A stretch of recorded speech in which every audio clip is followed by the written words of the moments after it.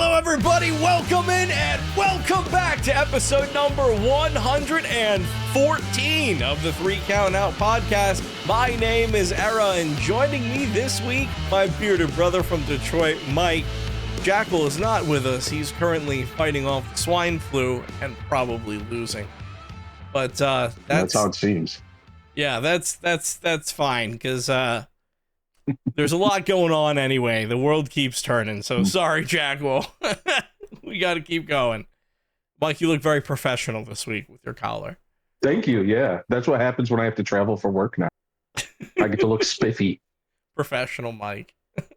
Yeah, with premium hotel lighting behind me. Yes, it looks nice. Like I said, you look very HD. It looks very nice. Yeah, all we need is hotel room lighting.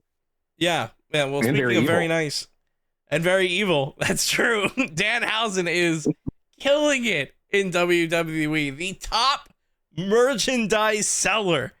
Right after his debut, he gets booed out of Chicago, but soars to the top, the very tippy top of the WWE charts. And it took him one day. I love it. You can start calling me Erahausen. I'm all aboard, baby. This is so good. Seeing him have success right now, at least, it's nice. I thought I was proven wrong because I thought it was immediately just gonna be like. But I think any success he has right now is at least until WrestleMania.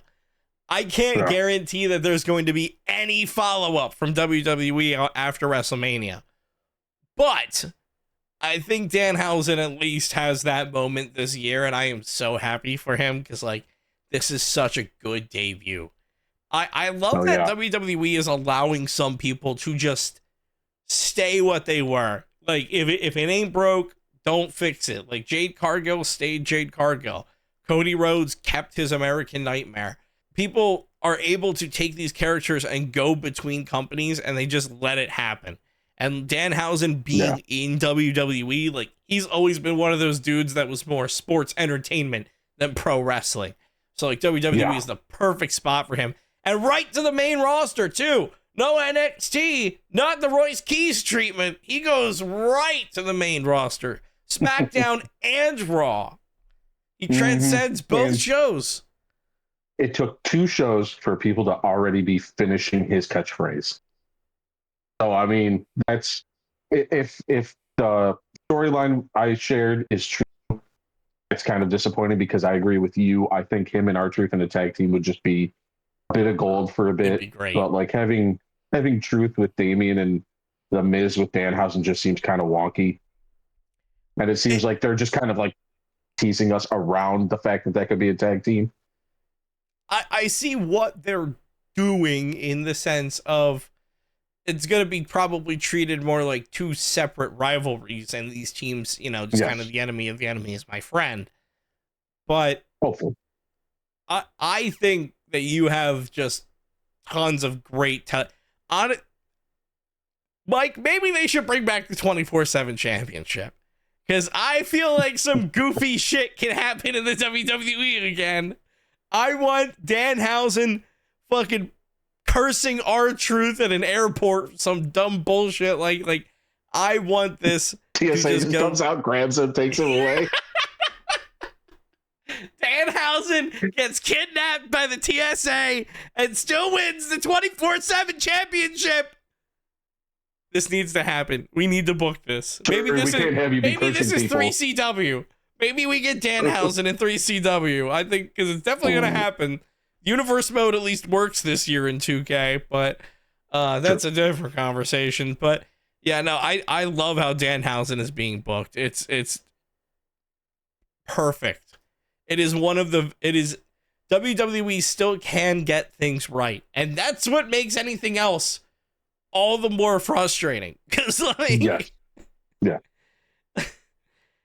Oh God, whatever happened to Royce Keys?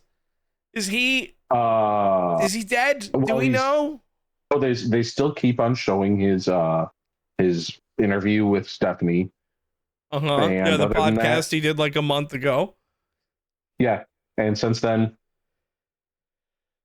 nothing. Nothing. No. He's getting the NXT, AEW treatment, right to catering. Yeah, NXT, I believe, has two very large, jacked black dudes after they got rid of Oba, and neither of them are Royce Keys. Well, because they saw what worked with Oba, and they went, wait a minute, I got a great idea. You know what people love? Muscles. What if? Hear me out, Mike. What if we got another Oba Femi? Like pretty much the exact same thing. And then they got Powerhouse Hobbs Royce Keys. Oh, yeah. And no, had instead him, they have Tony D'Angelo throwing people around. Oh, good. I like Tony D. Tony D, I think, is going to do some very entertaining shit on the main roster. He's one of those characters that's not too far out. You know what I mean? Like, there's still some believability. They got rid of his mob boss character. Oh, so now he's just Italian. Now he's just like an Italian hitman. All right. So sure.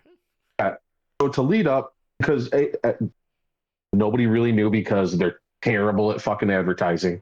NXT had a pay-per-view this weekend, to the surprise of most. I had no idea. Yeah, and it had a Blake Monroe, had to think, street fight, which was good. Is the violent lesbian back? No, it was good, I guess, from a WWE standard, but from Blake Monroe / Mariah May standard, she was very tame. The biggest thing she did was like her finishing move onto diamonds. Oh, diamonds. Yeah, diamonds, and they looked like plastic diamonds. I doubt WWE would just dump a bag of real diamonds in the ring. That sounds like a horrible idea. Jewelers always have cubic zirconium or whatever. Well, yeah, that's probably what it was. Yeah. It wasn't real diamonds. Oh, it looked even worse than that. It looked like rock salt. Maybe it was. Maybe it was just like clear plastic resin. And that's how they opened the show. 3D and then they immediately maybe this is the gift. And then that was immediately followed by the Tony D'Angelo match, which was against. I want to get the dude's name right because he actually showed out pretty well in this match. Dion Lennox. He's one of the members of Dark State. Oh, yeah, Shield 3.0. Yeah, D'Angelo came back and immediately picked a fight with Dark State. Because, and their fight started in the parking lot, and it started off, like a WWE street fight, some hits that didn't look too convincing. And then it changed a little. And it looked like those guys at one point were throwing hands. Like, they start throwing for real? I was like, wrestling? Are we fighting? Like, what's and it got is this still a work? Like the slams looked a little harder, the hits looked a little realer. And so by the end of the match, I was like, yeah, let's go. Got you talking about it. There are now two members of, I don't know the other dude's name. I just know he's the one that's good at promos. And then Dion Lennox are like the two guys from Dark State where I'm like, hey, those guys possibly have a future.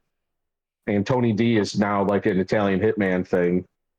But man, you realize he has that background in wrestling when all of a sudden he does a throw and he just fucking yeets someone. And he's jacked too. Yeah. So, I mean. Yeah, Tony D's a legit wrestler. Yeah. Yeah. And that was just one of those. I was like, all right, well, they're probably not going to go up from here. For the most part, I was right.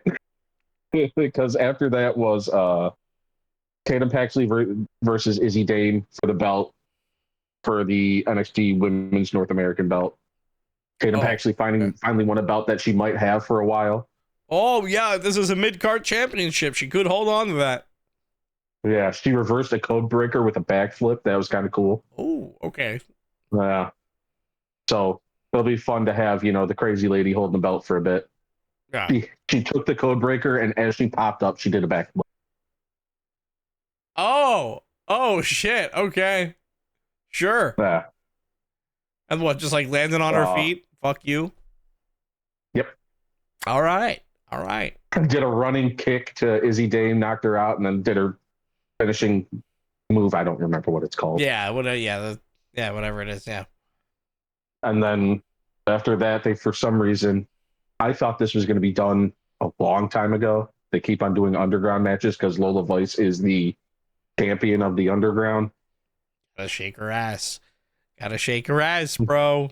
That's true. That's true. You gotta get them clips, baby. She did quite a bit. And she knocked out Kalani Jordan in a match. It was okay. They both flew out of the ring a few times. Yeah. Looks like Lola Vice actually accidentally kicked a couple men in the face. The underground stuff has always been weird to me. I feel like it never translates the way that WWE wants it to. WWE wants it to feel like blood sport stuff, but it does not at all. No. Like, it is so tame. Yeah, exactly. Bloodsport is like, hey, for this one match, we're actually going to hit each other. So you have to be okay with that. Like, we're going to knock the shit out of each other, and we're going to shake hands. WWE is, we have to pretend to hit the shit out of each other for real now. And it's like, well, just get rid of it then. The whole point of it is, like, Josh's Bloodsport is, here's a bunch of people that are going to beat the shit out of each other, and you're going to love it. They just agreed to beat the shit out of each other. They're just both okay with it. That's why it's crazy. Like, and you get somebody like Natalya Neidhart who becomes Natty, and then WWE has to ruin that because we're not allowed to have too many nice things. I do believe there was one more match. Oh boy. And I believe in Joe Hendry, because it was him versus Ricky Saints. Hey, Joe Hendry versus Ricky? That actually sounds like a good match. Well, it was a pretty good match. And it got some Ethan Page interference. Okay. All right. I like that. Because Ethan Page was supposed to be Ricky's friend. And when Ricky asked for the belt, he slid it right past him. Oh, betrayal. So, yeah. Ricky countered by, when the ref took the belt away, he hit Joe Hendry in the nuts. And then when the ref got, distracted again, Joe Hendry hit him in the nuts. Oh! And then Joe Hendry. Yeah. Not shots for everyone. Not shots for everybody. Joe Hendry wins. 1, 2, 3. Everybody goes home happy. We have now him with a belt, Tatum Paxley with a belt. Fuck is the North American champion. That dude from AAA whose name I can't remember. Women's champion is Jacy Jane. So she's the only really bad guy with a belt right now. The next NXT pay-per-view is what? Stand and Deliver? Yeah, and as of right now, because I thought it was supposed to be this one, I guess it's going to be Stand and Deliver. Unless they renew, Stand and Deliver is going to be the very last pay-per-view on Peacock. Oh, okay. The end of it, truly the end of an era. Mm-hmm. For once, it's not just Triple H saying it for era. So where do they go after this? Do they just go to ESPN too? Fucking hope not. I really hope not. Yeah, they should just go to NXT, YouTube or something. Maybe. Or maybe they just... I don't know. And what would be really convenient if we had something called the WWE Network that was $9.99 a month. That sounds like a great idea. If only somebody would do that. When you could watch all of the past wrestling shows, pay-per-views. Mm-hmm. We could watch WCW stuff, ECW stuff. We could be watching Raw live on it right now. We could watch all the pay-per-views. Boy, oh boy, it's a shame nobody ever did that. No, instead, let's put some of our pay-per-views on Peacock, some of our pay-per-views on Netflix internationally, one of our shows on Netflix everywhere, and then some of our pay-per-views on ESPN. Yep. Oh, and then one of our shows is also just on basic cable, so fuck you. You need cable. Yeah. And you can't forget when they had that random Tubi show or whatever. Oh, yeah. Evolve? Fuck that. I never watched Evolve. No, fuck that, dude. That is... No, I don't need to watch the fucking developmental. I'm good. I'm very interested to see what Stand and Deliver looks like, because I feel like NXT is at a point right now where they're trying to develop new stars for their brand, Yes. which, of course, after Stand and Deliver, there are always call-ups because that's after WrestleMania, so I'm sure it's about to get gutted anyway. But I feel like people like Joe Hendry can have some longevity in NXT. So if you can put them in like a decent title picture story, then I'm at least interested. So I didn't know that this pay-per-view was happening, but I definitely want to get to watch Stand and Deliver when that happens. And it's 2 weeks for Mania, I believe. I think it's the... Okay. Yeah, it's like the first weekend of April, I think, or something like that. Yeah. Well, it's a little bit sooner than the first weekend of April. This weekend. This weekend, right now. That's true. Because this weekend is AEW Revolution. Let me check here. On the 15th, that's Sunday night. That's good, because I have something to do Saturday night. We're recording this on Monday it's on March 15th. I like having Saturday pay-per-views.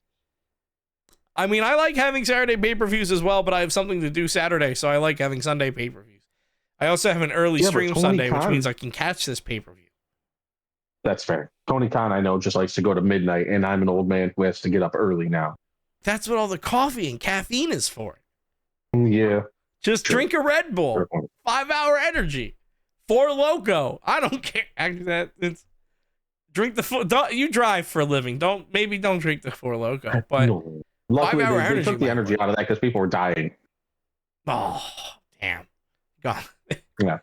They got soft. Back in my day, you could have a heart attack. It has much coffee or as much caffeine as like 11% alcohol.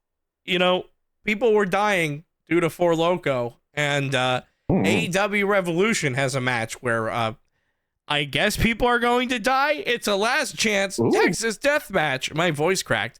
A last chance Texas death match for the AEW World Championship.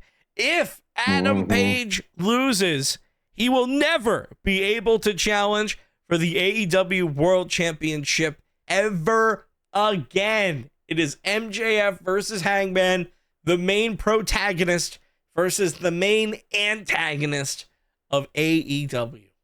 Like, if they do this again, that just seems like a waste, because Hangman in the main picture is better than the picture without Hangman. Oh, yeah. So if you lose him, you lose one of your best matchmakers by far, which means the mid card is just going to have it. Okay. So I hope he wins, because it seems like it'd be a real big fucking waste as is.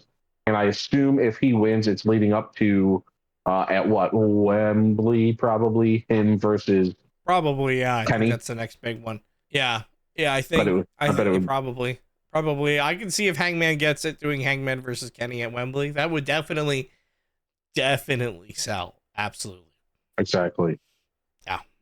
I just don't want them, because like this is what made Cody leave. Is he lost the opportunity to go after a title. He lost the opportunity to be the guy, and he was desperately wanting to be the guy. Yes, people were about to turn on him, like crowd reaction wise, but like they could have adapted to that. It was the decision to make him that he couldn't challenge for the title that made him want to leave. Like that much as he's talked about it at this point. I really like MJF with the belt, but at the same time, it's like, well, fucking Hangman has to win. Like, he absolutely has to win.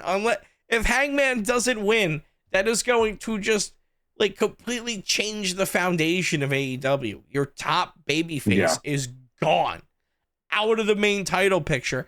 And sure, maybe he can go to trios or a tag team or somewhere. Like, I'm sure he can still have success. But also, like, why would you put him in that position in the first place? So I think we're coming out of this with Hangman on top. And they already had Jet Speed Rodeo, aka Horsecock, already lose.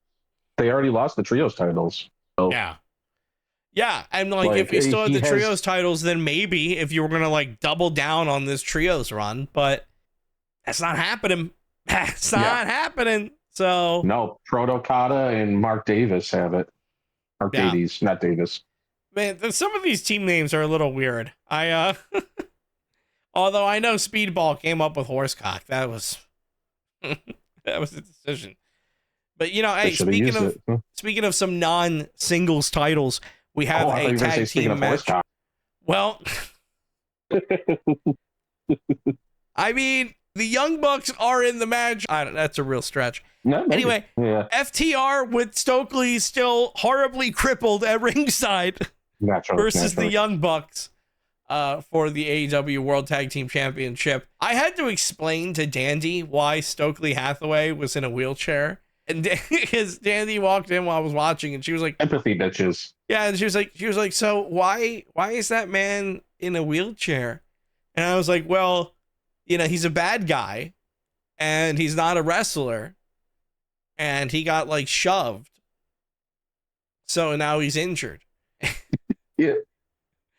Yeah. And Dandy was just like, "Oh, okay," and just walked away. So that's I just needed to share that story. But which I'm assuming means he rises like he's been magically healed. He's gonna Kevin Nash it, absolutely, with the fake, gets involved in the leg match and all. And helps FTR retain against the Young Bucks. Oh yeah, and I feel like FTR versus Young Bucks, you can still keep that going too. There are two teams that they're gonna. There's enough history there where people are never really gonna get bored of them, and they're also not doing it week to week. Like, yes, FTR is getting booked in a ton of matches. Yes, the Young Bucks are getting booked in a ton of matches, but they're not going against themselves.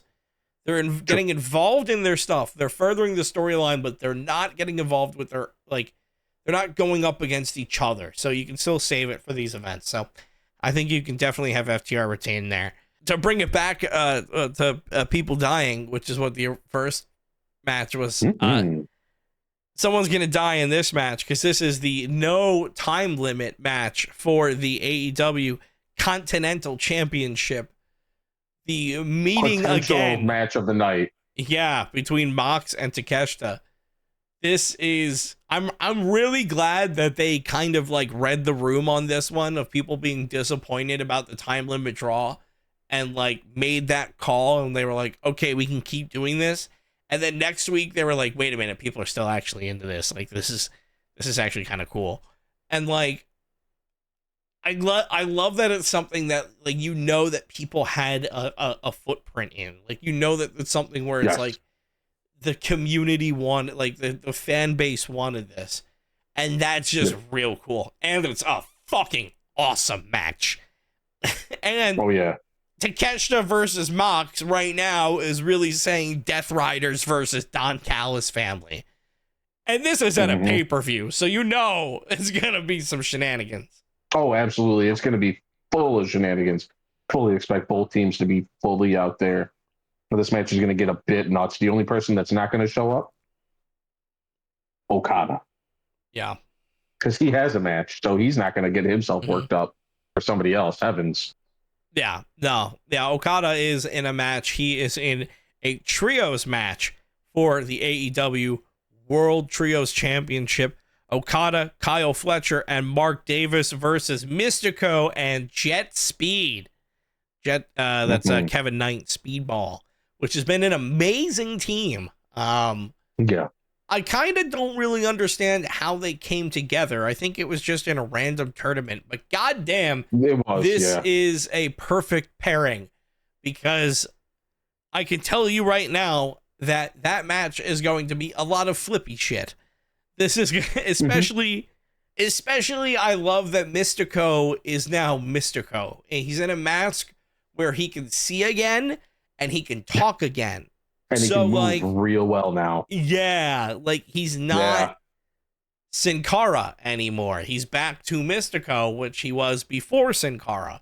So it's just real nice to see a Mystico match, you know? And it's like, well, and you have a team that is all flippy shit. You have yes, Steve Mike Bailey, who goes out there with some devastating ass kicks. He does his flips with his knees, and it looks painful every time. You have Kevin Knight, who can do shit that is insane.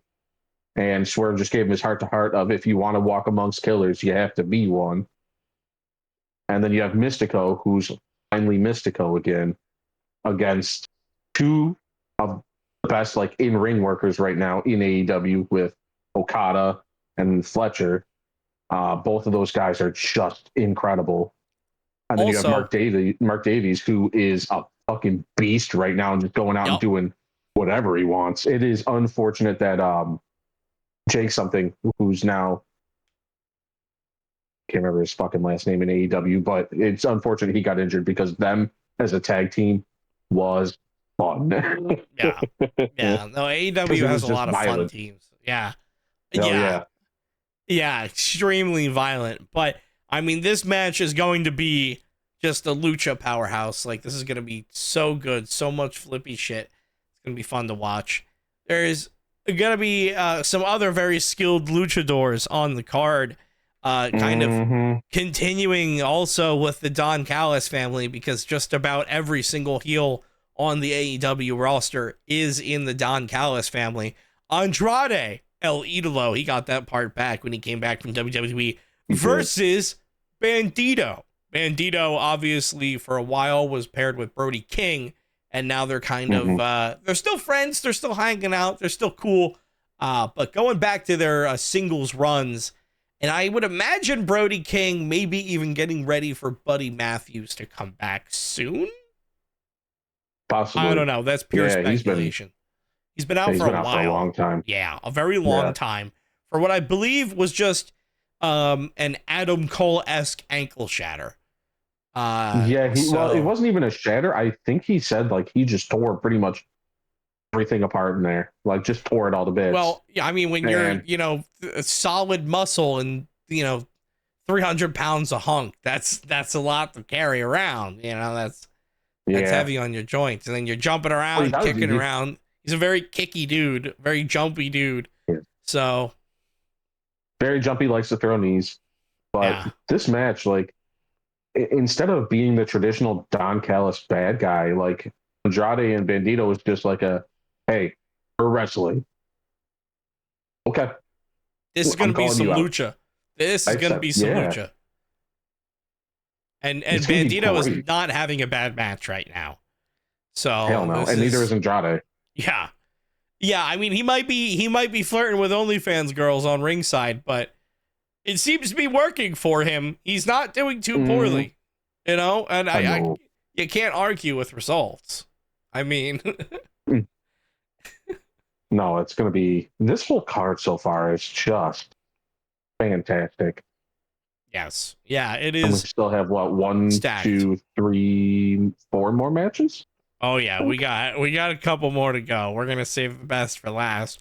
But, Bandito in this match, Bandito's friend, Brody King, also finds himself in a singles match in what, if Mox and Takeshita is not your sleeper match of the night, then maybe this one will be. Brody King versus Swerve Strickland. On paper, this is a normal singles match. Absolutely nothing crazy should happen. However, this is Brody King versus Swerve Strickland. And this is a heel Swerve Strickland. That ref is getting kicked in the fucking head. That ref is getting a house call, and then all hell is going to break loose. So this match is going to get violent. I know people aren't really talking about it because it seems like it's just Swerve kind of taking his spot again over Brody King on the rankings, but this is going to be a hell of a match. I think a lot of people are underestimating this, especially you have a big man like Brody King. Swerve Strickland, yes, he is a very Swerve Strickland is as much of a fighter as he is a luchador. Like, he comes from Lucha Underground. That man can fly. So this is going to be a very interesting But match. he's added on a lot of muscle. He's added on a lot of mass. That's not a problem for Brody King, though. No. I mean, Brody's a big boy. He'll throw you around no matter what. But Brody is used to, like, where he lost to Darby before because Darby could out-violent him and withstand him. Swerve is also, I mean, we saw him get his cheek pierced with a syringe. Or vice versa, whatever. Yeah. But there was that. He got his house burned down. I mean, that man is willing to do some bad stuff. Yeah, his house did get burned. Yeah. Yeah. So this is going to be one of those matches where you're like, it should just be a by the books match, but I don't know what the fuck is going to happen. Yeah. No, it should be. It won't. We've been talking about a lot of men's matches, though. Let's talk about a women's match here, because we have a 2 out of 3 falls match for the AEW Women's World Championship. Tekla versus Chris Statlander. Statlander coming back for the Straplander. I think that this might be Chris winning it back, especially because Tekla is being very cocky and arrogant on a lot of her promos, which man. I understand that English is not Tekla's first language. That promo on Saturday that was not good. I did not like that honest, when she didn't listen to a word she said. No, I'm everything you fear. I don't know. It felt almost like satirical, it felt like she almost didn't want to say the promo that she was being told to say. I don't know. That's possible. It was. Again, I understand English is not her first language, so maybe that's what it was. But I don't know about this. I feel like we need to get the belt back on Statlander, and we move on with our lives. Tekla, the hot foreign lady that just goes out and is weird and slightly violent. Mm-hmm. I'm okay with her still being around. I'll be honest. No, she can still listen. 2 out of 3 falls, she can still look real strong. She can get a nice clean pin over Chris Statlander. Or, hey, maybe she makes Statlander tap, right? Like, she gets a nice, strong fall over Statlander. So that way she still looks strong in the process. It's a possibility. Well, I'm assuming the Babes of Wrath get involved, and I'm assuming the rest of what Probably. are they?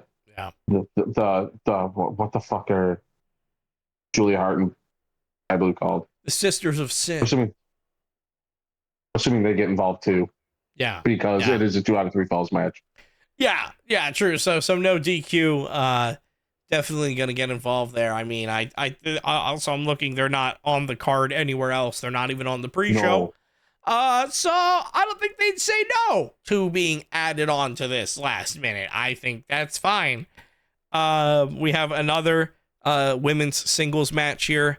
Everyone is banned from ringside for this one, so definitely no shenanigans will happen as Timeless Tony Storm goes up against the Problem, Marina Shafir. This is going to be... I don't know. The only way I know how to describe this is going to be very horny. That's the only way I know how to describe this. It's going to be Tony Storm and Marina Shafir. Marina Shafir's finisher is smothering you with her titties. Yeah. It's going to be violent lesbians, Mike. Very, very Possibly. Violent lesbians. Possibly. It's one of those matches that is another one that can go either way because Tony doesn't have a problem putting somebody over, and Marina has looked like just a badass. And Marina Shafir looks great right now. But at the same time, it's Tony Storm. Yeah. So truly anything with Tony Storm right now, truly anything can happen. Who the fuck knows? I can only assume that this is going to have some sort of shenanigans. Probably Death Riders running out somewhere. I don't know. And probably more like Megan Bain and Boy. her new tag team partner. Lena Cross, right? Yeah, and then you'd have like Mina Shirakawa and somebody else running out to Tony's defense. So Orange Cassidy, what can I say? He's one of the girls. Yeah, throw him out there. Why not? But I feel like this can definitely be an interesting match. But at the same time, if this is violent lesbians in just a regular singles match, that's still, like, if nothing else, this is still going to be a match that hits hard. Marina Shafir hits hard. Toni Storm hits hard. So this is it's going to be a really good match. I'm interested to see what they're doing with Marina Shafir right now, because she's always been one of those people that's just kind of been around. So I'm interested to see when she actually gets a push.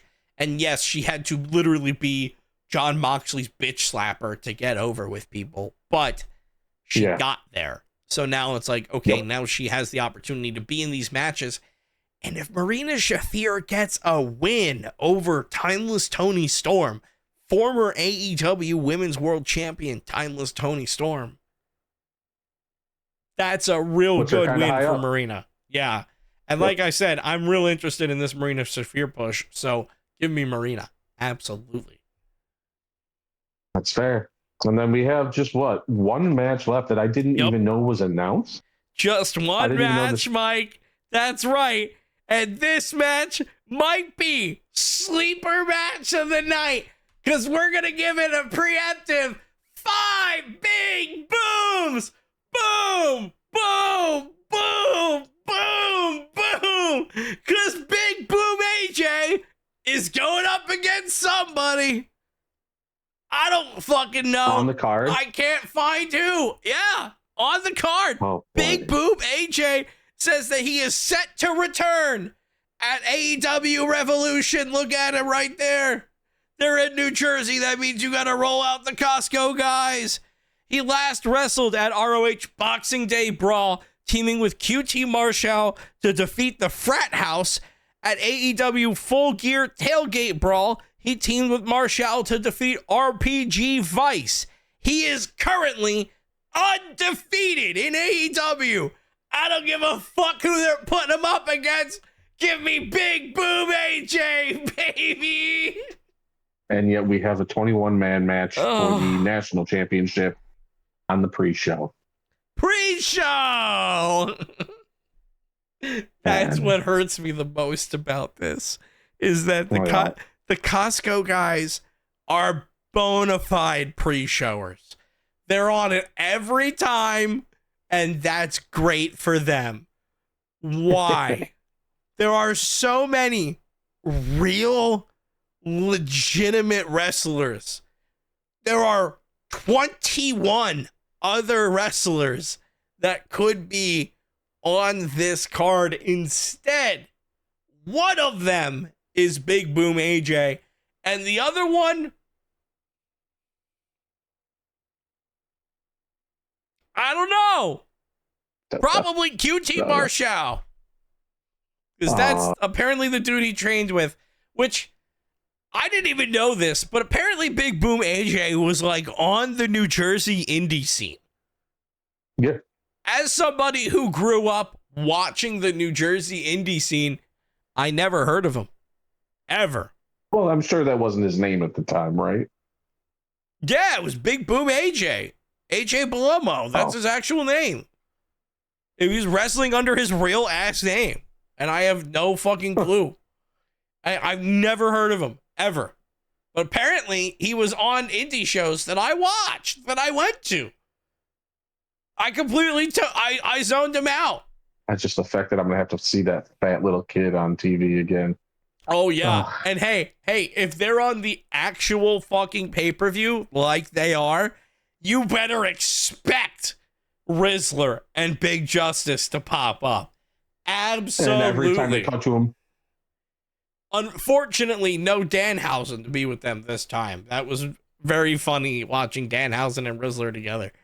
But I listen. I guess AEW is bring. They saw what's happening with Logan Paul, and they went, we need to bring some YouTubers in, and they couldn't find any YouTubers besides the fact that their EVPs are also YouTubers. But they went with the Costco guys because the Costco guys know how to make TikToks. I was going to say something, but I know you'd have to cut it. Say it. Go for it. I was going to say that's because the rest of the YouTubers are pedophiles.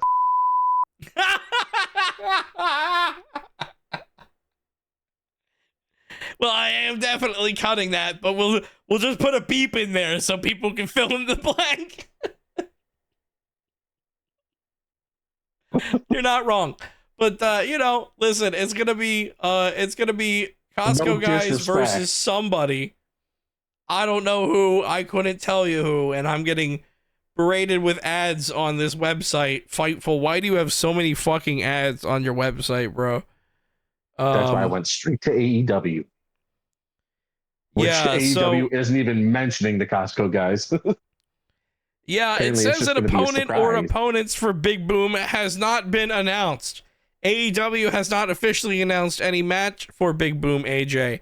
However, I go to the one true source on the internet, Wikipedia, and he is listed on, you get the idea. He's on there. Yeah. He's on there. Yeah. The one true source of the internet. It's never wrong. Never question Wikipedia. It's a perfect source. No. It's sure. Perfect with zero flaws. Yeah, of course.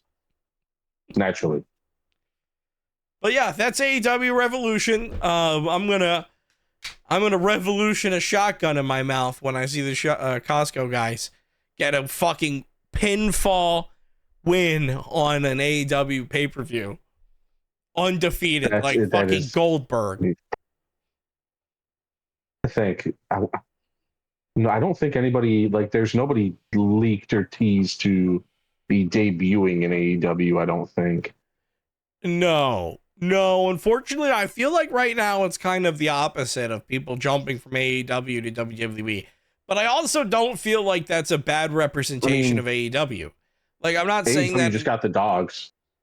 So yeah, like, AEW is still picking people up, but I'm saying, like, I think AEW's identity is starting to become, I mean, they've been saying it for years, but now it's starting to become, like, known and established, and we're seeing that of, like, AEW is where you're going to go if you want to wrestle. If you want the opportunity to have storylines and to be the WWE type star, then you have to go to WWE. If you want to be that character, you go to WWE or you go to NXT if you know that you won't make it on the bigger stage. But AEW is still there for people that want it. Mm-hmm. Like, I think David Finlay going to AEW over WWE is a very big deal that not a lot of people are talking about. I feel like there are people talking about it, but it's not like people aren't realizing that it's like he's a future star. Like he's going to be like the fucking AJ Styles of this generation, where he should have gone to WWE right now, but he did not. This is his equivalent of a TNA run. I don't think he would have been anywhere near as successful as he could be in AEW in WWE. I think he would have done great in NXT. Maybe? If they gave him a faction in NXT like he had with the Bullet Club, if they had literally just copy and pasted that, it would have been awesome. Well, that's the problem, is they would have had to bring other people over, and I think anybody else in NXT. The faction at the time. There's people on NXT not doing anything. There's plenty of talent that are just waiting for an opportunity. Get new people. Get some Evolve people. No. To be on the faction that he would shine in, the people that are in NXT right now, built for that. Not built as like those guys where they could come in and you'd be like, these motherfuckers can run the place. And that's the problem, is they would have to bring in somebody with him to do that, like they did with Adam Cole, Kyle O'Reilly, Roderick Strong. It's true. Yeah. I still feel like you have enough depth on NXT where you can just, because they have a ton of people that are just waiting for things, and they can just like grab someone who has a legitimate fighting background and put them in that spot. And then over time, NXT would build them up to that character. So I feel like he still could have gone to NXT. It maybe would have been a little bit more of a long burn. But at the same time, David Finlay in AEW is going to be awesome because we get the Bullet Club in AEW. We get all of that. All of that exists. Yeah. So it's like that you don't have to start anything over. I think that him going to AEW was going to make him a bigger star in the long run. And when he finally goes to WWE, which I expect he will go one day because his last name is Finlay, right? Like he's going there at some point. But when he goes there, he's going to be a huge star. He's going to be probably on that level of like a Finn Balor or an AJ Styles. And I hope that he gets better treatment than a Finn Balor or an AJ Styles. I mean, yeah, that's the realistic, sad answer with WWE nowadays. They don't give a fuck what you've done anywhere else. It only matters what you've done there. Yeah, I mean, no. But here's a question. Do you want to talk about NFL stuff? Like if you can see it, or do you want to quick go into, because a certain game has been out for people that pre-ordered it for a few days now, and there are good things about it. There's some bad about it. Do you want to talk about that, or do you want to talk about? I would like to do some NFL stuff, but I'm also interested to hear what the good is about it, because I've been playing 2K26 since it came out, and I am yet to find anything that I liked in 2K26 that was not in 2K25. There's two things, and one is the only thing people have been showing online since Friday, ragdoll physics. They did good with that this year. They put that back in. That's true. I did have that clip that I put in the group chat where I fucking broke Andre Chase's back. Yeah. And that's kind of fun. That's and true. Yeah. And then other than that, you have corner springboard moves to the outside, which is this is the first year they've had that. And I really enjoy that, being able to do the, like, you see somebody standing outside, so you run to the corner, they do the jump over and flip off. I'm like, hey, look at that. Okay. Fun. All right. And there's some new moves that they've put in that it's like cool. They do that every year, but it's nice to see new moves added. Yeah, I did find the new move that I really like is called the Moon Stomp. You just fucking lawn dart a motherfucker in the ribs. It's great. Mm-hmm. It's a coup de grace moonsault, and you just fucking plant them. Yeah. And other than that, the graphics are the exact fucking same. People look okay. Outdated arenas models. The arenas are moderately detailed at best. Outdated arenas. Giant screens. Very much so. Giant screens. The bugs, and I get it. We got the game early. I get that. And they did, to credit where credit's due, they did, since the last performance update that they did it yesterday afternoon. They put out like a performance and stability update. I haven't had any crashes since. Good. So, that's good. Yeah, it's fixed. My rise is you have two paths you can do, and you can do it as a man or a woman. Otherwise, they are the exact fucking same. Yeah. And then there's the grind in there, which is absurd. It's a terrible fucking story. I found a very quick way to do the My Rise grind. You just rebook the matches until you get a tables match, and then you just keep doing the tables matches over and over and over again. I am still in NXT, and I am a 99 overall. Hey, buckle up, because you have more grinds to do after that. There's nothing left for me to grind. I'm just gonna rip through people. I'm just gonna rip through it. Yeah, I'm just gonna rip through them. Minimum 3 matches. I'm good. I'm gonna pile drive them all, Mike. I'm good. I'm going for that. Broad Breaker's gonna give me that WWE Championship or whatever the hell we're doing. I don't know. I've been skipping a lot of the dialogue. The island is the exact fucking same. The island makes me angry. The guy that's not here. I hate that I went into the island and the first thing that I saw, Mike, the first fucking thing that I saw was somebody doing the 6-7 emote. I turned my fucking PlayStation off. I turned it off. I walked away. But hey, if it makes you feel any better, you unlock that emote for it to be exclusively in the island. So even if you wanted to piss somebody off in universe mode by going 6-7, you can't because it's in the island. 6-7 emote aside, that pisses me off so much that the shit is locked to the island, because the excuse for that last year was that the island was next gen and the rest of the game wasn't limited to just the next gen, because like only consoles could get the island last year or some dumb bullshit like that. So it was like that was their excuse, was that there was this generational divide. This year it's all next gen. They were touting a giant open world for My Rise. I'm yet to find it. It isn't there. It's the exact same as last year. Yeah, no, it feels the exact same. With less stuff and and only 2 storylines. And it's the exact same if you're a man or a woman.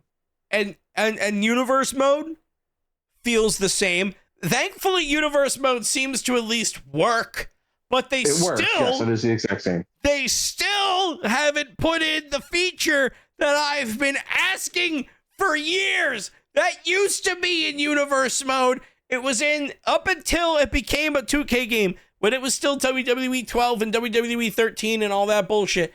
It was when they added the 2K tag that this feature removed.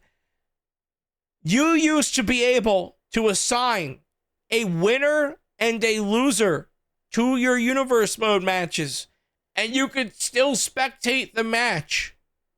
Now, in universe mode, you can pick a winner or a loser if you want to force one, but you can't spectate the match. No. Which means for people like me who want to make universe mode videos, I have to keep replaying this match until I get the outcome that I want. There's no way for me to force it. And I have to sit back and just fucking spectate and just sit back and watch for like 5 or 10 minutes while these fucking CPUs brawl it out in the world's shittiest ladder match because the AI still doesn't work. I have the perfect chair for you. Hold on. The cuck chair? It's a cuck recline chair. A cuck recliner. Oh my God, it's got a footrest so you can put your foot up while you're jacking yourself off. That's great. Is there a mirror so that way I can watch WWE while Triple H fucks me in the ass? Oh, where are you going? Or are you gonna? No, I mean, but there are 2 mirrors on the closet, so if you want, you could look at yourself jerking off while somebody's on the other side of the door looking at themselves jerking off. Oh, I don't. The layout of your hotel room is at least. Well, I'll say this: thank God for the hotel I'm in. Some have the bang mirror. The bang mirror. I don't know if you've ever stayed at a hotel where the mirror is directly next to the bed. Oh yeah. Because then you get you see it in the peripheral, and you're like, hey, not to like what I'm seeing in the mirror, babe. Yeah. That's so when you're doing something, you can look right in that fucking mirror. I gotta make eye contact with yourself. Yep. Well, no, it's so that when you're doing, never mind. We don't need to go into it. I'm going to assert dominance on myself. The final thing, like a guy played it from this group, Jackal. You can go back and watch his video from. He went through all of CM Punk Showcase, and I think he's uploading that to the channel as well. I assume that's going to be coming to the 3 Count Out channel, and kind of to jump on that. By this point, I have already started to record the My Rise series for this channel as well, which we will be making or will have made. I don't know what their name is going to be yet, but we're going to be making like the mascot character for this channel. So we're going to be making this luchador. That's exactly what we're making, or what we have already made. So it should be exciting. But there's definitely going to be, as shitty as 2K26 is, we did pay $100 to get this, so we're going to be making videos in it. I am happy for people that are enjoying this game. I am very happy for them.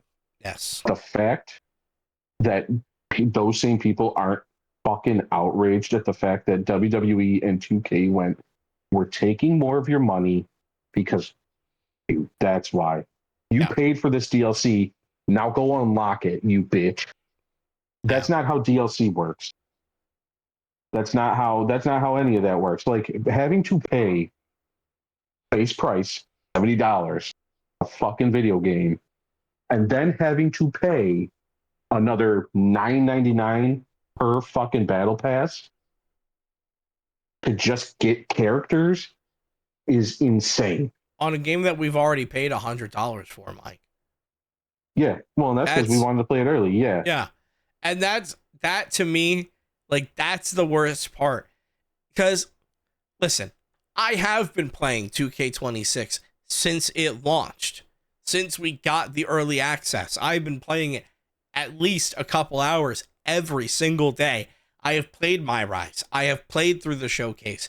I am playing GM mode. I have started my universe mode. I am firmly playing this game. I am entrenched in it. My problem with it is that so much of it is behind a fucking paywall. My problem with it is that they took generic ass Titantrons out of the game. I know I'm the only one that would fucking notice that. But, like, why are you taking stuff out and putting stuff behind paywalls? Yep.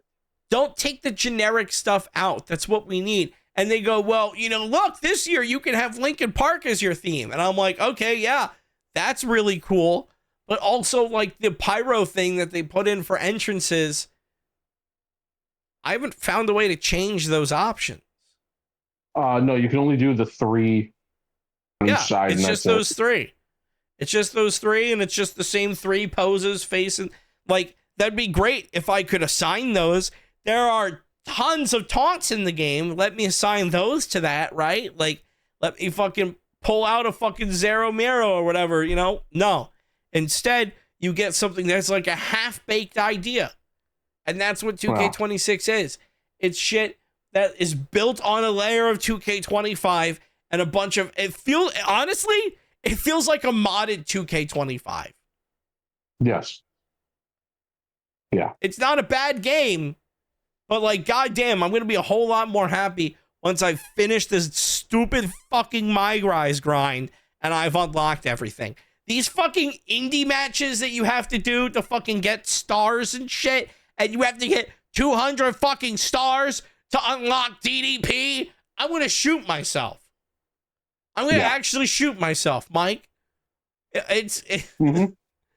I've even tried, like, dropping it down to easy to see if that makes it any, like, maybe I can just run through the motherfucker. It's still painful. Well, so Jacko got a little more ahead because he did the showcase, but I have now, I believe, because I'm out of town for work, so I didn't bring it with me. I think I'm 14 hours into the game. Okay. I've done 8 levels of the battle pass. Yeah, I'm on 15. I'm on tier 15. That's fucking absurd. Yeah, I've done the showcase. And a half playthrough, and some. You've completed a My Rise already? Oh yeah. Okay. I did that between Friday and Saturday. Okay, because I'm starting a My Rise, and then I'm going to be doing another My Rise for the channel, so I'll have 2 My Rises done soon, and then I've already done the showcase. Up because the grind is still every show you go to, you have to do that grind to get stars to then access the next part of the story. So, like, yeah, regardless, you have at least like another 12, 15 matches you have to do. Great. Yeah. This game right now just feels like a grind. It feels like a chore. I feel like for me, I'm going to be playing this game every couple of months when I want to make a 3CW video and I record a couple of matches in universe mode, and that's it. And even then, universe mode is still hell to set up. I've been trying to set up usually what I'll do for me on Universe Mode is I will usually play the NXT show. I add everybody to the NXT show so that way I can do whatever the fuck I want. I still let them do their own things on Raw and SmackDown because I think it's funny when people show up with random championships and I'm like, how the fuck did Joe Gacy get the World Heavyweight Championship? Like, just dumb shit like that. Zelina Vega always has a belt. Oh, yeah. Zelina Vega, United States Women's Champion. Every time. Like, I try to always do NXT, and even trying to set that up of just having everybody in it is hell. And when I do the 3CW stuff, I'm going to be trying to make custom arenas. I'm going to be trying to make custom shows. And this shit's it's going to be hard to set up. I'm going to do it, but this is going to be hard to set up. So, yeah. Oh boy, what about some free agency though? Let's change the subject to something a little bit more. Well, I want to say a little bit more hopeful. Except the only news that I'm aware about from the Eagles make me extremely disappointed, as Jalen Phillips and Reed Blankenship are fucking gone. Yeah, and I really liked both of those people. Yeah, we'll go through some of the teams. We don't necessarily have to go through everything. Like the Buffalo Bills finally have a wide receiver, but it's a guy that's kind of past his prime in DJ Moore. Granted, he was being thrown to by Caleb Williams.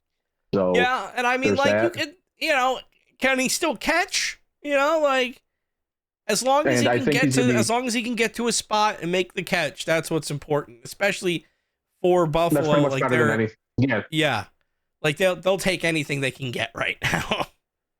Exactly, and Malik Willis is definitely going to be the starter for the Dolphins. I think there's no doubt. He signed a 3-year, $67.5 million deal. Well, yeah, Tua's out of there. Yep. Tua, and it was literally like they got rid of Tua, they signed Malik, and it was literally that fast. And then I think Cardinals or Falcons picked up Tua. The Jets, I think, have done the most. They franchise tagged Breece Hall. They re-signed their tight end. They signed 2 separate edges to deals. They signed 2 D linemen to deals. They signed a linebacker to a deal, and they signed a safety, which they actually traded from the Dolphins for a 7th round pick. Damn, so they got 1, 2, 3, 4, 5, 6 defensive players. Yeah. Woo! That's a lot. That's if that's any good in the preseason, that's a fantasy pick right there for a defense. That sounds like a defense that will be able to get stuff done as long as these picks actually work out. Yeah. Meanwhile, Baltimore hasn't done much, but they did sign fucking Max Crosby, that's enough. Which is terrible news for Joe Burrow. Yeah, because now he faces Myles Garrett. Yeah, and Max Crosby and somebody else, like all twice a year, and that is. Hey, good luck, buddy. Good luck, buddy. Browns, not much. Find a tackle and a guard, which is, I guess they need that. So, I mean, that's good at least. The Steelers, so far, I believe, don't have a quarterback because Aaron Rodgers, I believe, is gone. But they got Michael Pittman Jr. from the Colts, and they are beefing up pretty well their defense so far. Of course, we have the Texans sniping David Montgomery from us. Oh. They also have been just going fucking nuts spending money. Got Dalton Schultz, got 2 offensive linemen, got 1, 2, 3 defensive linemen, which is re-signing Daniel Hunter.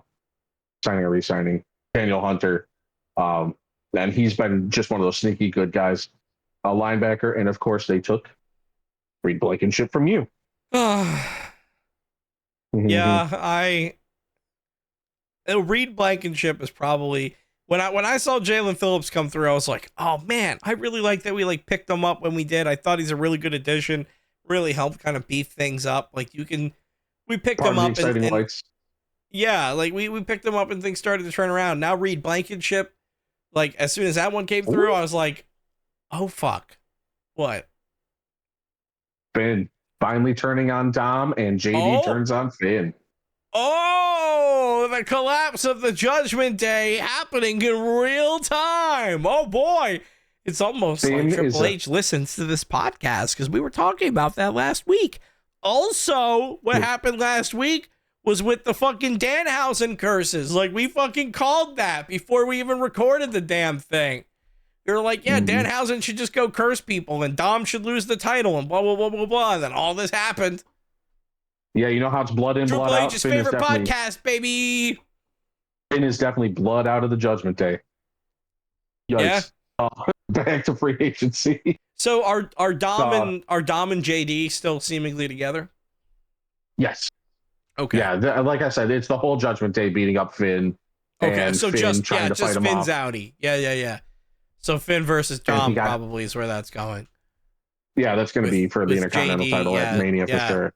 Yeah, Finn versus Dom for the custody of JD, probably. Would that be a good one? Custody of Dom Finn versus JD for custody of Dom. It's what, 20? It's 2006 all over again or something like that? Yeah, exactly. The story, history is a circle, Mike. History repeats itself. But it would be very funny. But free agency, getting back to that, Reed Blankenship leaving the Eagles made me poop myself a little bit. Mm-hmm. And Tennessee, another team. Just a nervous shark, you know? Tennessee is another one of those teams that just threw money out. They signed Mitch Trubisky, which they signed Wan'Dale Robinson, who was on the Giants. Good. Established himself this year. They also picked up 2 offensive linemen, 2 defensive linemen, 2 cornerbacks, and a long snapper. Yeah. Sure. Hey, real quick, can we talk about the fucking punters getting paid out the fucking ass today? The fuck was that? Like the highest paid punter ever happened? The fuck? We're paying punters in 2026? Punters? Come on, man. It's about fucking quarterbacks and running backs. You gotta play your fucking 2 tight ends and 3 wide ends. What the fuck are we doing? Yeah, and then like it. I don't like it. What's even worse is I know the talent that's still fucking out there makes me more unhappy. But the Kansas City goddamn Chiefs getting Kenneth Walker III for $45 million with 28 of it guaranteed. The only upside is that Travis Kelce, for some reason, is coming back. And if he's anything like this year, that's at least one less piece on the board for them. I saw the push notification from ESPN that said, breaking news, Travis Kelce is ... And I went, oh my God, is he dead? Is he retiring? What's happening? And then I expanded the push notification. Is returning to Kansas City next year. And I was like, motherfucker, God damn it. I got so excited. That he was retiring. Not that he was dead, but that he was retiring.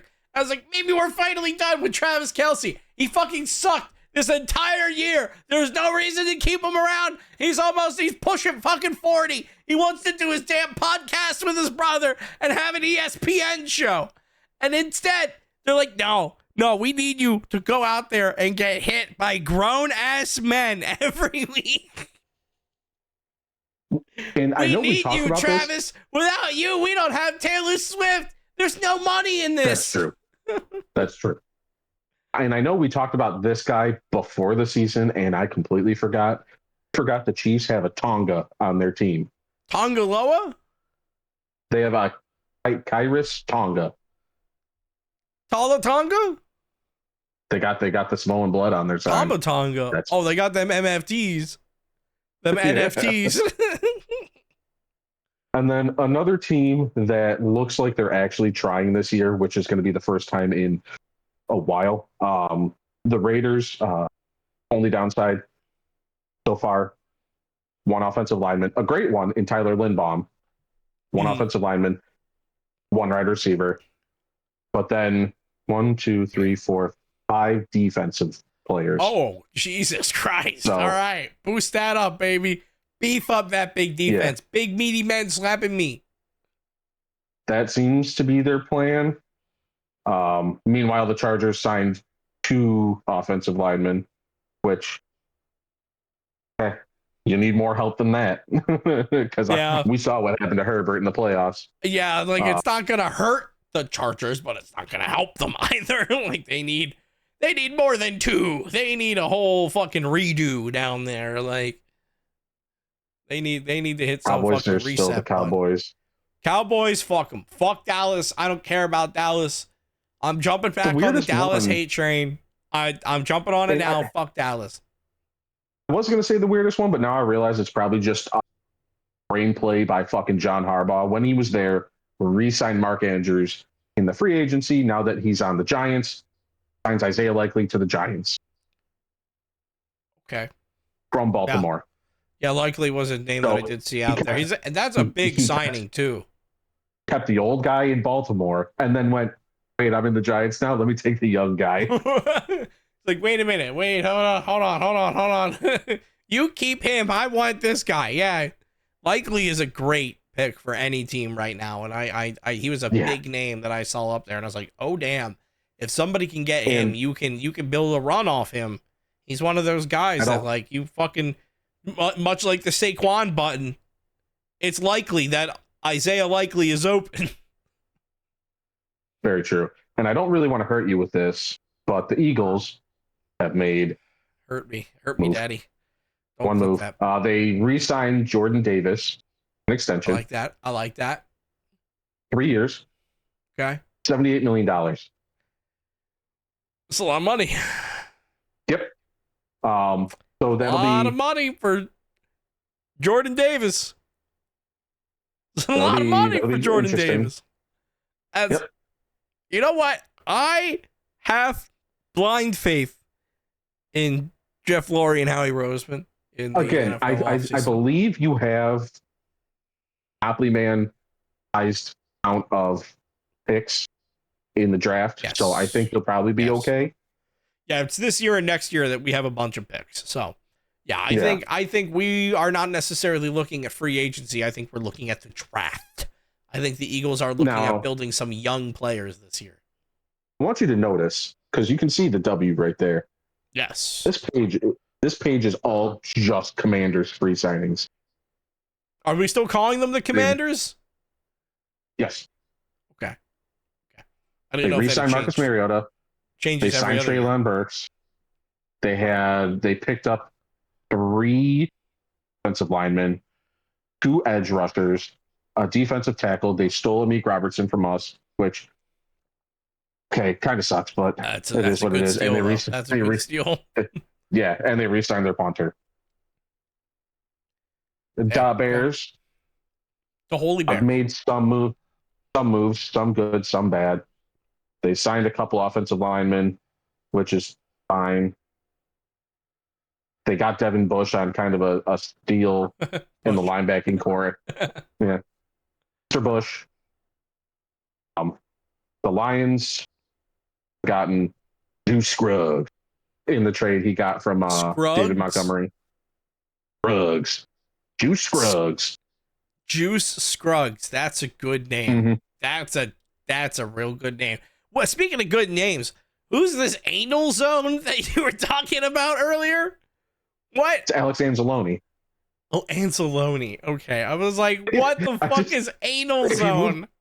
Move those letters around a little bit. He becomes anal zone. I'm reading these fucking messages on my phone while I'm at work. I'm like, what the fuck's happening? When are you talking about anal zone? What is happening in this group chat? And I'm like, well, I'm definitely not fucking opening it up to fucking see. Get fired. It's Alex Anal Zone. And especially now that he's not on the team, he's totally Alex Anal Zone. Now he's definitely in the anal zone. That's just... Yeah, the Lions have Highway done 3 to signings. The anal zone. Ba-da-ba-da-ba-ba. I think I watched that porno once. The Lions... the Lions just signed 3 offensive linemen. That's it so far. So... Hey, offensive linemen are always useful. You always need more of them. Just go out there and definitely.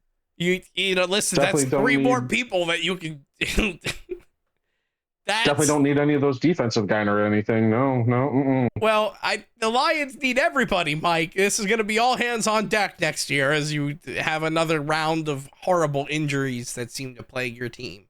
So picking up three men, that's 3 more bodies that you got, Mike. That's at least another week of football right there. We're down a fucking quarterback. Yeah, that's a rough one. We couldn't afford to lose one. Yeah, no, that's the thing. Yeah, there was no depth there, and that's always a rough one to be down. That's going to leave anything open. So, yeah, good luck. I mean, I assume a lot of these problems will right themselves in the draft. That is my assumption. These NFL teams are not entirely stupid. So I think we'll see them kind of even themselves out. Hopefully. Here's one that, again, I know you weren't happy about, which makes it even worse for him now that we know who his quarterback's going to be, is the Falcons took Jahan Dotson. Oh, yeah. Yep. Yeah, I assume we're giving... And our quarterback, Tua Tagovailoa. Yeah, sorry, Jahan. I talked about this a couple of weeks ago. I assumed that the plan was to let A.J. Brown go and Jahan Dotson would move into that deep threat spot where he's been playing exactly like A.J. Brown. I mean, he is not A.J. Brown, but he's playing in that same role as A.J. Brown. So that's why I assumed what would happen. Now I assume they're giving A.J. Brown a blank fucking check and asking him to deactivate his Twitter. Based off the money that Jahan Dotson's getting, nobody has a lot of faith in him. Because he didn't sign a big contract. He signed a free agent deal. Well, which means he is probably 1 year for like $2 million. Because even at Penn State, he wasn't the guy. He was not wide receiver one. Everyone knew that Jahan Dotson was talented. He was, again, for exactly like he is for the Eagles. He was the deep threat for Penn State. He was the one that would be in the end zone, and he could always find a way to be open. It was a joke that he can catch a dot, son, and you could just fucking lob it, and he will be there somewhere. I think he's going to be extremely, extremely successful in the NFL. I really thought that he had a great spot on the Eagles, especially with A.J. Brown seemingly on the way out. I don't know I guess if they let A.J. Brown walk,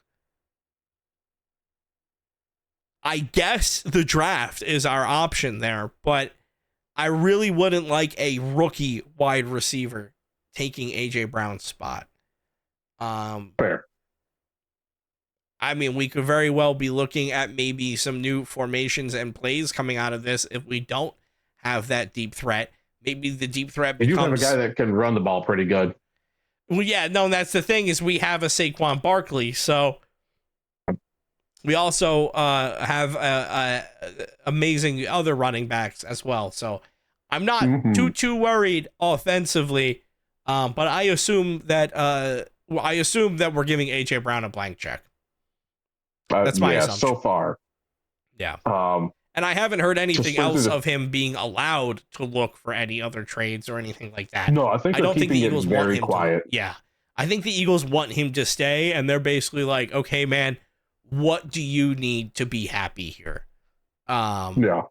Because the Eagles are a team where a lot of the people are very happy where they are. They're very happy in the roles that they have. I mean, even when Saquon is out there fucking setting franchise records, people are still finding other things to celebrate and be happy about. So I don't think it's an Eagles problem with A.J. Brown. I think it's an A.J. Brown problem with A.J. Brown. I just hope they turn his Twitter off. Just turn it off. We don't need it. Did you see? No wonder the Eagles didn't sign Jalen Phillips and keep him around. Did you see how much fucking money this man's going to be making? No, how much? 4 year, $120 million. Holy shit. Get that. I can't even be angry about that. Get that fucking to put that in perspective, that's crazy. Tiny Hands getting signed to the same team is making $4 million. Damn. Okay. Listen, I can't even be upset about that one. Get your money. Like, that's crazy. Yeah. That man could play those 4 years and be like, you know what? Peace. Yeah, dude. What's the guarantee on Again, that? it doesn't say. Putting this into perspective again, the Saints signed Travis Etienne, who's been the long-term running back for the Jaguars, to a 4-year, $2 million contract. 52. Jalen Phillips is 52. double that. Yeah, Jalen Phillips is double that. And then some. Again, I can't be upset about that. I want to be upset about that, but No. I can't be upset. The man's getting his fucking money. Absolutely. Mm-hmm. Yeah. Fucking good on you. It's more than the Eagles would ever pay him. That's for damn sure. Mm-hmm.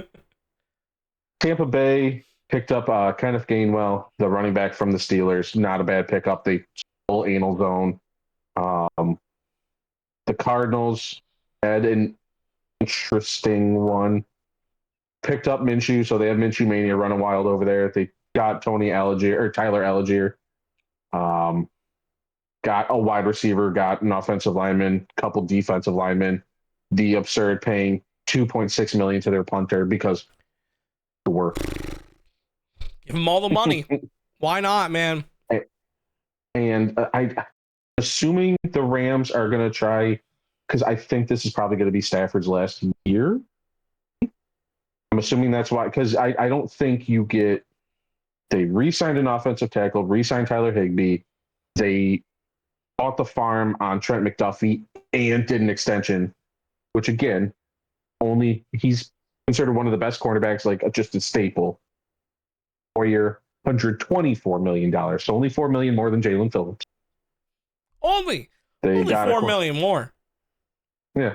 I mean, to him, that's like bucks. Pocket change. They signed Jalen Watson to a 3-year, $51 million deal, and they re-signed their safety. So it looks like the Rams are really trying to beef themselves up for one final run. Yep.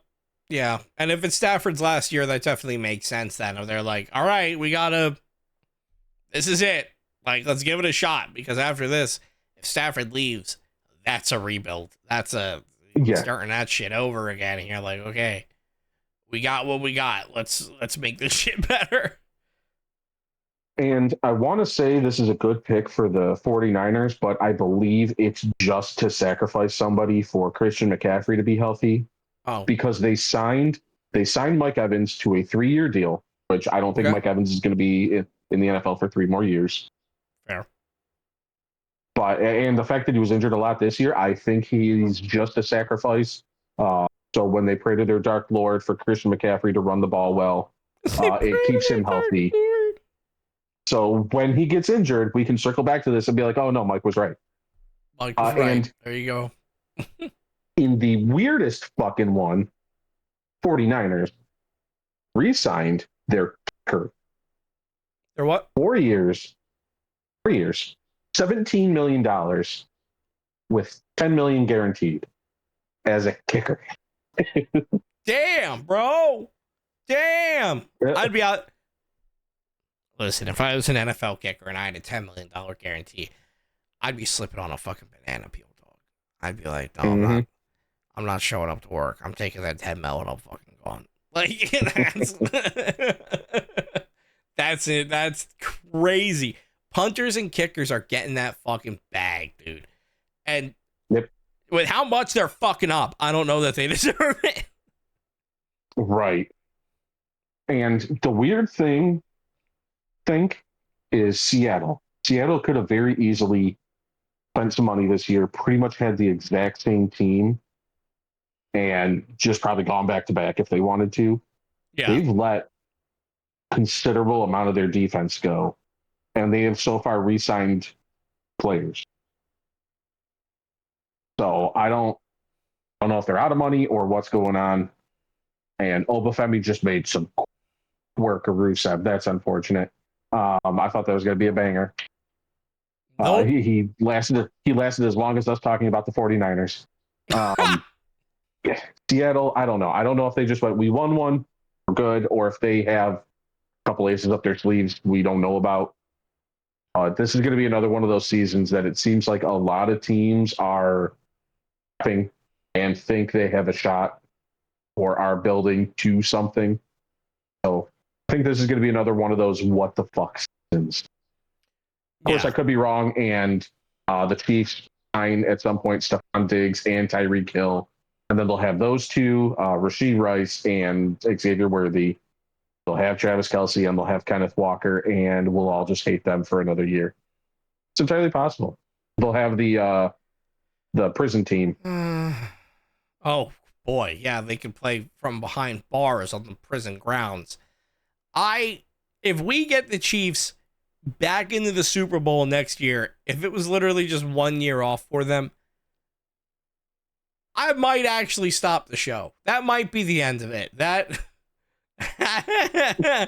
But hey, you know what? We'll cross that road when we get there. And, if you want to be here when we cross that road, make sure you hit that like button, hit that subscribe button, hit that notification bell, so that way you are notified whatever we post, whenever we post. If you're on Spotify, hit the follow, give us a 5-star. We're a 5-star podcast. You've listened this long. It means you like us. So leave us that rating.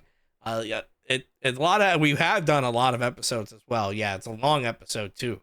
So it's definitely it's an interesting dynamic with Jackal's not here and it's just us. I feel like we expressed anger, but none of it was at each other. It was a nice It was a nice episode together. And you know what? Hey, if you want to find more of me, you can find me over at twitch.tv/ArrowV1, youtube.com @ArrowV1Music. There is a new YouTube video out now if you want to go check it out. But also over on my Twitch, that's where I'll be recording the My Rise series that you'll find here on the 3 Count Out channel. And then the 3CW, which is our universe mode, will be coming out shortly, whenever the fuck I get around to it. Don't bother me about it. But yeah, Jackal's not here. Mike, they can find you here. They can always find me here. I actually sleep in the cupboard under the stairs. Oh, I just come out and that's how I film this. In the hotel, or if you open a cupboard under your stairs, I'm there. Oh, you are in every cupboard under your stairs. You're like an SCP. I love that for you. I am. Supernatural powers. You're like the Undertaker of the 3 Count Out podcast. You have to say my name and I appear. I'm like Joe Hendry, but creepier. You just like bust through the wall like the Kool-Aid man. It's the middle of the night. You're like, I wonder if he's really down there. And you just hear that. And you don't know if it's really me or not. Well, one of us. Sweet dreams, everybody. And yeah, I'm gonna lay down because I'm just say this. No. Oh, I haven't taken a pin in a long time. Well, because aren't you like the reigning defending champion of Jackalmania? Don't you have to like hold on to that shit? Yeah, I left the belt at home. It's not coming with me here. Okay, all right. I just want to make sure. Jackalmania is affiliated, but Jackalmania, that's the grandpappy of the grandpappy of them all. But 3CW, as you dubbed it, Mike, we're keeping the slogan, where the rest wrestle. Definitely not where the best wrestle. It is where the rest wrestle. We get winded. We might have to take an intermission. I told that to Dandy, and they were like, "Dad, yes, that's the slogan." But all right, you want to take a pin? You want to just lay down? We can be nice and cordial about it. Yep. Yeah. You go ahead and lay down. I'll count I'll get the pin and count myself. I get 1, 2, 3. That's it. Ring the bell. Ring your bell. Here, you need a hand up. Come here. Oh God. Here, I got you. Okay. Thank you. Yeah. Come on. Get up. Nice and cordial about it. We don't have to be. It doesn't always have to. No, Jackal, we have to hit over the head with chairs every week, but that's because he has a chair in his office. He's dumb enough to set that one up. Yeah, a lot of concussions.